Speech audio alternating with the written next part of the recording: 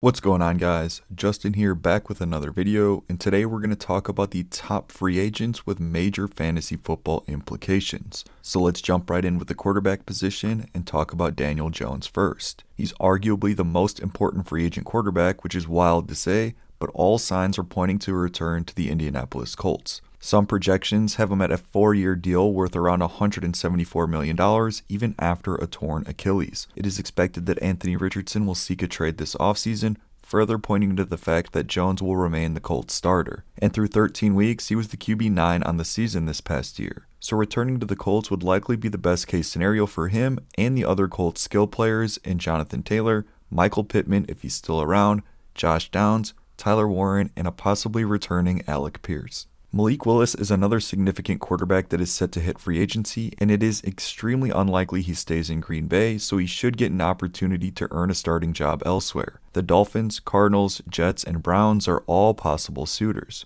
I think each of these offenses would benefit from Malik Willis in at QB. He might take away some goal line touchdowns due to his rushing ability, but I think his offenses would end up producing more points than offenses led by Tua, Kyler, Fields, and Shedeur. The improvement to the offense would obviously benefit the running backs, but he is also able to get the ball to his receivers when given the opportunity. Earlier this week, Kyler Murray was informed he will be released from the Cardinals. He's guaranteed almost $37 million from Arizona for the upcoming season with offsets, meaning that any money that he signs for, the Cardinals will owe him that much less. For example, if he signs for $10 million, then the Cardinals still owe him $27.6 million, with the new team owing him $10 million. Essentially, this means that Kyler will likely play for the league minimum on his new team. As mentioned, the Dolphins, Jets, and Browns are possible options, and I'm not the biggest fan of Kyler, but he's a better option than what these teams currently have. The last quarterback that I want to talk about is Aaron Rodgers. It seems very possible that he returns next year, and it's likely with the Steelers after they parted ways with Mike Tomlin in favor of Rodgers' former coach, Mike McCarthy. And I think this return benefits everybody involved. Obviously, for dynasty owners, Rodgers playing anywhere is better than retirement,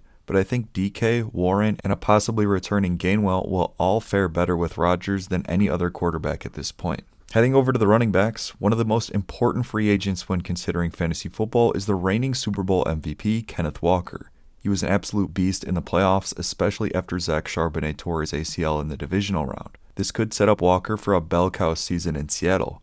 However, the Seahawks did not franchise tag Walker, allowing him to test free agency. And I think leaving would be the best case scenario for him in terms of fantasy football. Even though Charbonnet is set to miss most of the 2026 season, I am not convinced Walker would dominate touches. They've basically proven to us that they want to use multiple backs, which greatly hinders Walker's fantasy output. The Travis Etienne-less Jaguars and the Chiefs are possible landing spots. The Jaguars could be fun with their offense greatly improving under Liam Cohen, and a running back paired with Patrick Mahomes is always great, especially considering the talent of Kenneth Walker. We will get to them in a bit, but it is also important to note that Pacheco and Hunt are both set to be free agents. Travis Etienne could end up leaving in free agency, but I think it would be best case scenario for fantasy owners if he stayed in Jacksonville. They did draft Bashaw Tutin last offseason, but they also traded away Tank Bigsby, and Etienne ended up finishing as the RB8 on the year. He can possibly sign with the Vikings, Bears, and Chiefs, as the Vikings just cut Aaron Jones and the Bears may cut DeAndre Swift. And as mentioned already, a running back for the Chiefs would be fun, but I don't think Etienne sees the success he just did anywhere else. This obviously hurts Tutin and his dynasty owners, but if I had Etienne, I would want him to return to the Jaguars. Javonte Williams signed a 1-year deal with the Cowboys last offseason, and going into the year, I was not a believer. I thought he looked old and immobile after his ACL tear a few years back, but he seemingly returned to form this past season. He finished as the RB10 on the year and had an insanely late ADP. Probably one of the best picks of the draft. He could leave in the offseason, but a return to the Cowboys is likely the best case scenario for him. Their defense, although slightly improved over the season, is still not great, meaning that Dallas should be in the need to score. The Dak, CD, George Pickens offense will be able to move the ball, giving Williams touchdown opportunities. But maybe the Cowboys are fine rolling out Malik Davis, Jaden Blue, and Miles Sanders. Davis did look good in his limited opportunities. The Saints are a possible outside landing spot for Javonte. This is obviously a downgrade for him and kills Kamara's value if he doesn't retire, though Tyler Shuck did look better toward the end of the season, but I can guarantee the Saints offense is not going to be as good as the Cowboys if everybody stays healthy. The legend Rico Dowdle is set to become a free agent too. There is a chance he returns to the Panthers, but with Carolina just signing Chuba Hubbard to an extension last offseason, I don't see it all that likely. Some teams that may be interested in signing him are the Broncos with J.K. Dobbins set to be a free agent, and the Titans with an aging Tony Pollard. Dowdle could be the primary rushing back for both of these teams, but they do already have pass-catching backs in R.J. Harvey and Tajay Spears. This does limit Dowdle's ceiling, but again, I think the best landing spot is probably the Chiefs due to the role in the Mahomes-led offense. Kenneth Gainwell is another running back that I want to talk about that is a pending free agent. I really think the best case scenario is if Aaron Rodgers returns to the Steelers along with Gainwell. The offense will definitely be different under Mike McCarthy, but Rodgers has spoken highly of Gainwell and he will still play a role in the offense. He finished as the RB18 on the year. And sure, a split backfield hurts, but Warren only finished one spot above him. They both can produce with Aaron Rodgers and his quick outlets, though Warren dynasty owners probably don't love this as they'd like to see him get a majority of the touches. The last running backs that I want to talk about are Isaiah Pacheco and Kareem Hunt, both set to be free agents from the same team, and I really think the Chiefs don't care if either of them walk. They do have Brashard Smith on the roster, but I'm not sure if they are ready for him to take over. I just think that they don't think very highly of Pacheco with Hunt taking over his role the last couple seasons, and Hunt isn't anything special either. He'll be 31 by the start of next season. I can definitely see the Chiefs targeting a running back in free agency or through the draft.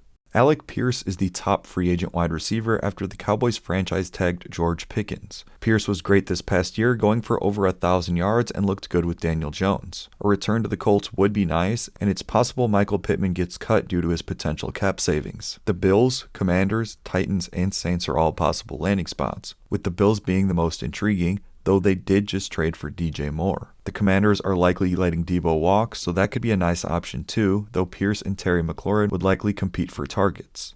The Titans and Saints are less intriguing from Pierce's point of view, but Cam Ward would get some help if that's the case. Tyreek Hill was cut by the Dolphins earlier this season and may also be considered the top free agent wideout in this cycle. Jalen Waddle is the biggest winner of this release, with him hopefully seeing more consistent targets, though his quarterback situation is a question mark right now. As for Hill, the Chiefs, Chargers, Ravens, and Bills are possible fits.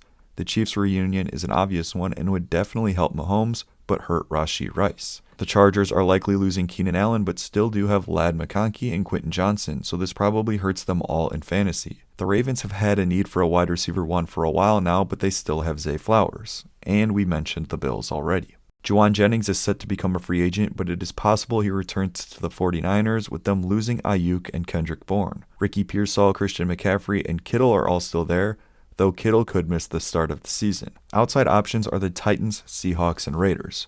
Cooper Kupp and Trey Tucker would be the big losers from that bunch. Mike Evans' streak of 1,000 yards finally came to an end this past season, and he is now a pending free agent. As previously mentioned, the Bills, Chiefs, and Ravens may target a high-end free agent wide receiver, but the Patriots could be in the market too. They just cut Stephon Diggs and have no significant target earner on the team. Keyshawn Boutte and Demario Douglas could see an uptick in targets if no one is brought in, but Mike Evans is a real option. Romeo Doubs is likely leaving Green Bay with their wide receiver room pretty full. I wouldn't call him an elite wide receiver, but he has had some solid production over the last few years. The Steelers have been rumored to be a popular landing spot for Doubs to potentially pair him back up with Aaron Rodgers. The Steelers still have DK Metcalf, but are in major need for another wide receiver opposite of him. Doubs is a solid route runner at each level, so he could be a nice fit.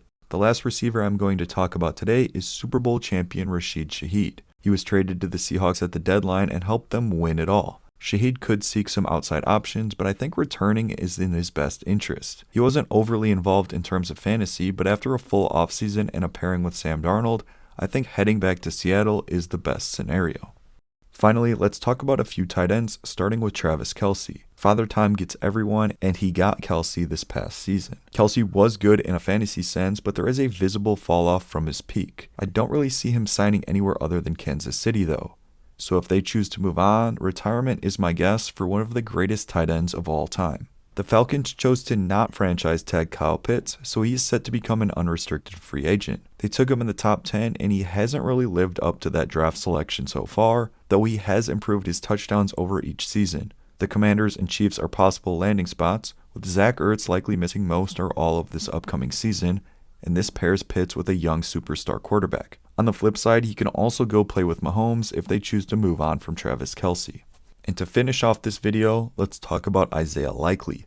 The Ravens just extended Mark Andrews during the season, so it is likely that Likely leaves, which would be the best case scenario for fantasy purposes for him and Mark Andrews. The Commanders and Chiefs are options we just talked about, but his connection with the Giants head coach John Harbaugh brings them in as a possibility too. This would give him a young and emerging quarterback to grow with. And that's all for this video. Thank you guys for watching this far, and let me know any of your free agency predictions in the comments below.